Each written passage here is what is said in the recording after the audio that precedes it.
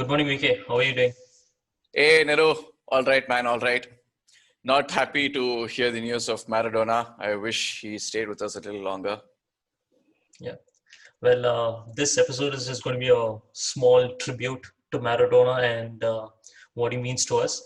As many of you heard, Diego Maradona passed away on November 25th, which is yesterday, according to Indian Standard Time, due to cardiac arrest.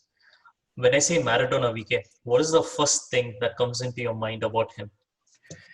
See, to be honest, I've not seen Maradona play. Okay, we've only seen things, and I think we were a toddler when he retired or something. So the first thing that always comes to my mind is the hand of God, which I really don't think is the right name to call such an event because it was not even a legal thing. And why is it called the hand of God? Okay, maybe ironic thing is there. So that's the first thing that I can always remember of Maradona.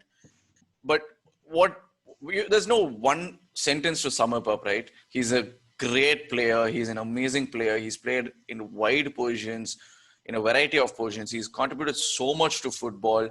He's like basically one of the biggest ambassadors of the game. And he really did create a huge following around the South American region specifically, and even all over the world, we could say, in different ways.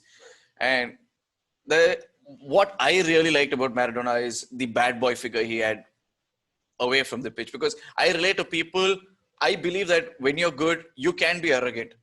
There's nothing wrong or harmful in being arrogant when you're that good. Because when you're that good, people have to keep you at a step higher than you normally are. And I don't believe in equality because nobody can be equal, man. Always somebody is going to be better. So that way, I really think that Maradona is always well in among the few legends that you would call of the game, not like one or two, or you'd call 100 legends. If we always have a tier S starting for the legends, Yeah, so he an has to be elite there. group.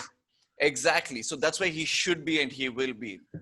And but since we are paying tribute to him, I don't want to get into the negative parts because he's had a huge off the field thing where so many tabloids have written about him to make money and all that. But there's this one thing that I would just like to talk about Maradona, where he's an amazing player, everything. But there's this one picture which is a really it's construed in the wrong way. If you remember that Belgium game where there's a picture of where Maradona is standing and there are like five people ahead of him looking to get the ball from him. So that's actually one picture which is a lot misleading. And today I just wanted to bring it up where that's actually when somebody is taking the free kick and he's right beside and they pass the ball to him. So the picture is taken in an angle where it's like five people are coming to take the ball away from him, but whereas nobody comes, and that ends up in a very odd run of play. And that's actually one of the games where Belgium got a defeat over Argentina in the World Cup. So that's what I have to say about Maradona, man. He's just an amazing character, and I just wish we could have seen a few more episodes from him. But what is Nice. your take on Maradona? What do you remember of him? Yeah, for me, until recently, when somebody said Maradona, the first thing that pops into my mind is hand of God.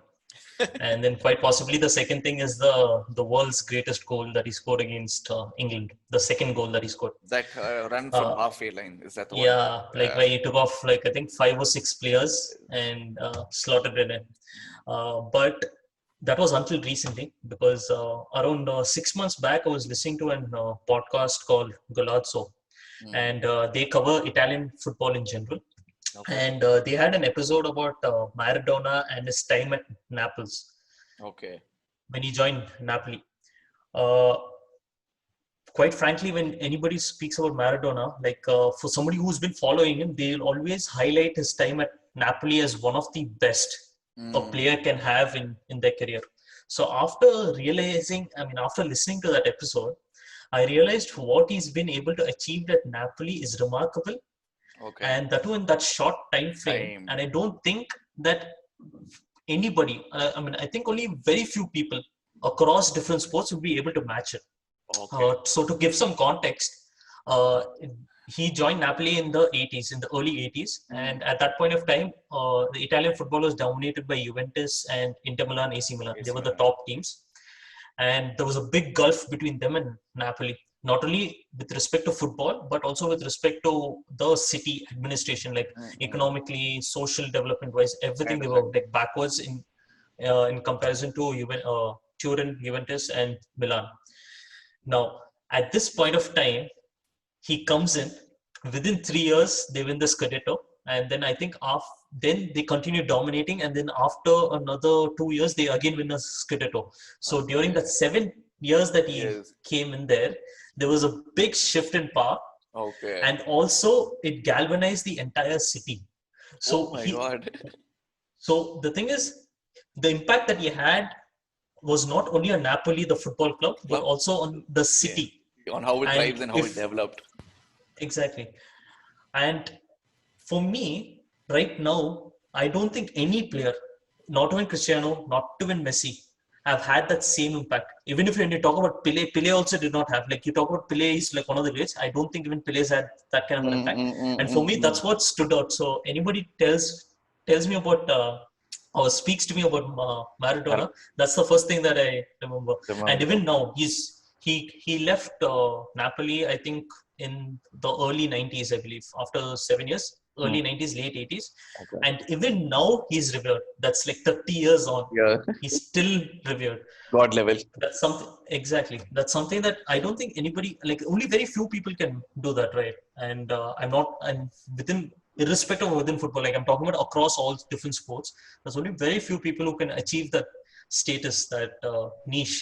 And for me, that's something that's unparalleled. Unparalleled. And his achievements on the field will remain, like I said, unparalleled. And he will remain one of the greatest players Yes. slash personalities slash sports people Persons, of yeah, all correct. time, of all And time for me. I think to end the tribute to him, the right way to put it is, he's one of those athletes who've gone wider than the sport and who are respected by every top athlete in their respective sports. And he's somebody who can re- Yeah, reach out to more people through his words. Like you remember that time when Maradona visited India in 2014 or 13?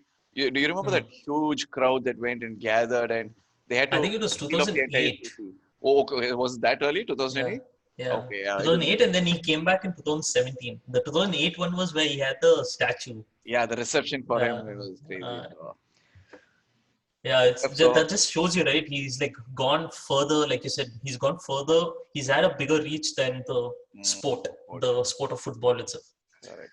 But hopefully, I mean, Anyway, well, yep. Wish we had a few more years from him, but that is that, and I hope that he has a better afterlife than what he's had over here. yeah, rest in peace, Maradona. Rest in peace, buddy.